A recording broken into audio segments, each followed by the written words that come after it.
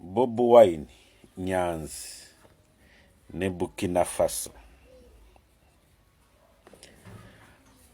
Ebrosio Kampole buno president we Burkina Faso gwe bajjako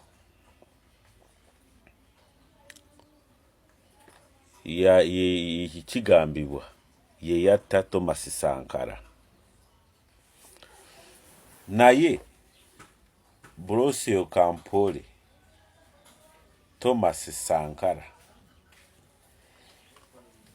tata azara Thomas Sankara kuva mu musaayi gwe mu ntumbwezi ye yakuza Brosio Kampole okungaga bona kiita niye ate kikwewunyise ye yatta Thomas Sankara. Ekyenjawulo simanyi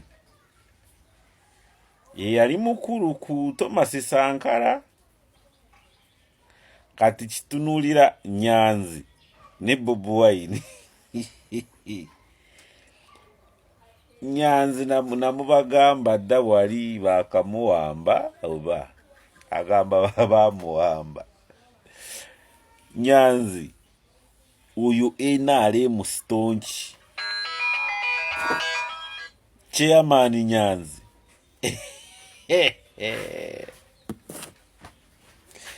Zonsabed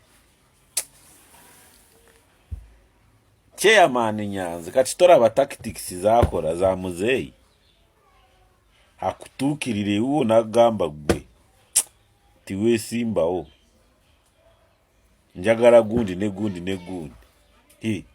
gwe kuva 86 chairman wakamwoki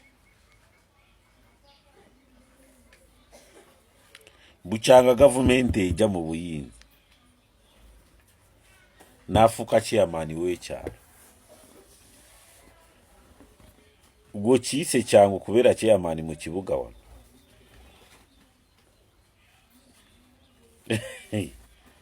Nze munsobedde kati chairman Nyanzi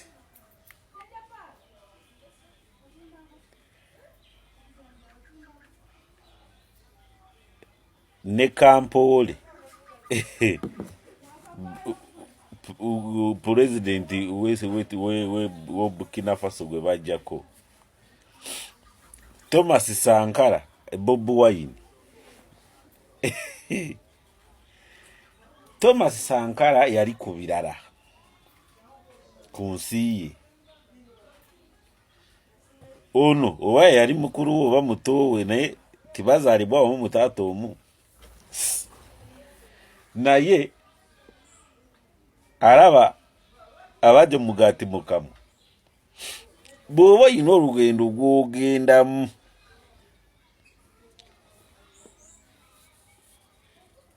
olw'amaanyi abasooka kukwekyusiza bafamire owa family brother sister kojja auntie jajja omukazi wo mu nyumba mama w'abaana okitegeera yakwekyusiza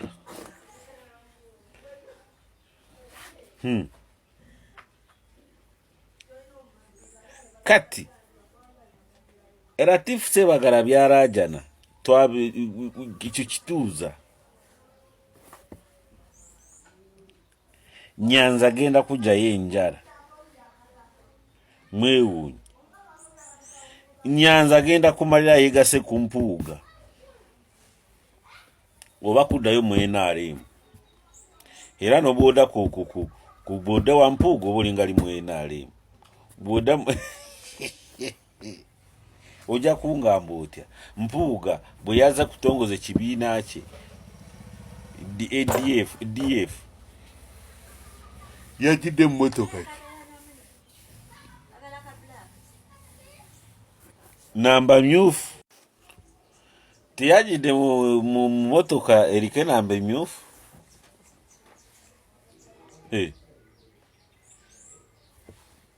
Ne jati SFC Bwiino nibatongoza sako yaabwe yakufuniramu sente. Mwenderea wandugu.